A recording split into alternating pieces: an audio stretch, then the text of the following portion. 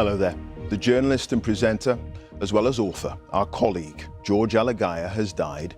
He was 67. He was diagnosed with bowel cancer in 2014, and in recent years used his voice to champion better NHS screening for the disease. In many ways, he was a pioneer in British broadcast journalism. Born in Sri Lanka, he was one of the first people of colour working for a major UK broadcaster to report extensively on the part of the world that became known as the Global South, shining a light on the ordinary lives of millions of people, most notably perhaps in Africa, whose everyday lives were often ignored or relegated to the inside pages of newspapers. The BBC Director General, Tim Davies, said today that George was more than just an outstanding journalist. Audiences could sense his kindness, empathy, and wonderful humanity. Our special correspondent, Anne Little, now looks back at a brilliant life of storytelling and adventure. 3, 2, 1, go take. At 6 o'clock, the ground war on Iraq has begun. Millions knew him as the face of the 6 o'clock news. Good evening and welcome to the 6 o'clock news. And for his calm, unflappable authority. Good evening and welcome to the BBC's News at 6. He was born in Sri Lanka in 1955 to Christian Tamil parents. As a child, the family moved to Ghana. This is the road. And he was swept up in the early optimism of a young nation newly independent of British colonial rule. We knew that Africa was going to be united and that Ghana and this country was going to be at the centre of it. I mean, I think that was a kind of dream. At 11, he was a migrant again, this time to England, where his parents enrolled him in a Portsmouth boarding school. Here, though there was some racism, he learned to adapt to a new culture and to thrive.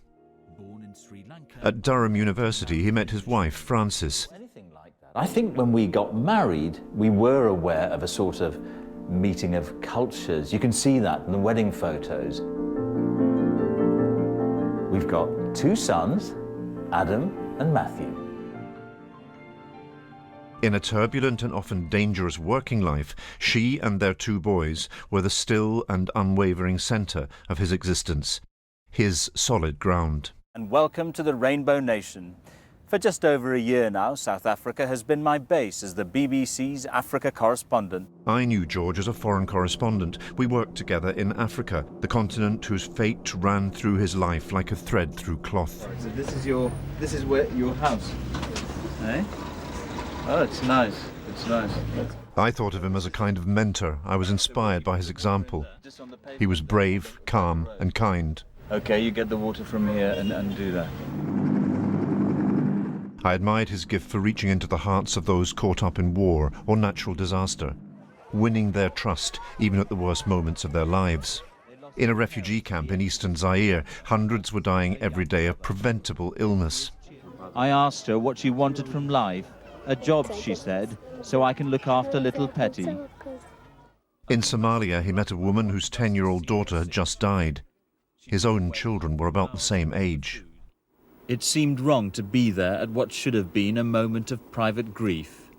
She said it was all right if it might help to save her other daughter.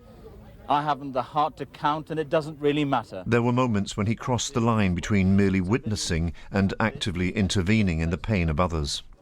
We took those we could manage to the French military hospital. At times like this, it's impossible not to cross the line that divides us, the observers, and those we observe. The Rwandese translator we worked with then, Seth Ngarambe, told us his Tutsi wife had been murdered by Hutu extremists. But he was later accused of complicity in her murder and jailed. George wanted to know the truth, however painful, and went to find him in prison. The nature of their reunion, the power of it, says something profound about the George we knew and his extraordinary talent. We're looking well. We're looking better than I thought. Yes. Hey? Come, Seth, can we go and talk somewhere?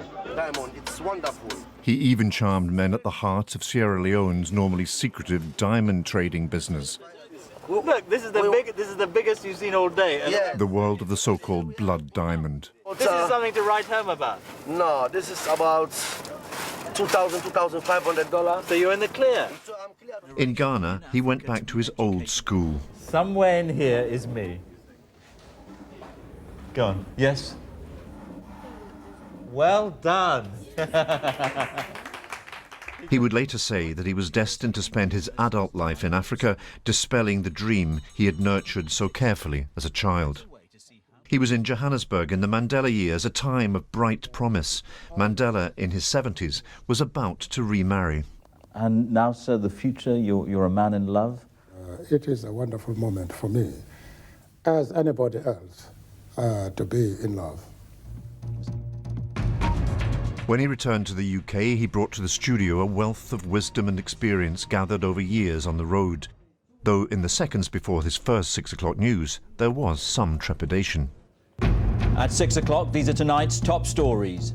He was diagnosed with cancer in 2014. After a grueling round of treatment and multiple operations, he couldn't wait to be back in the tumult of the newsroom.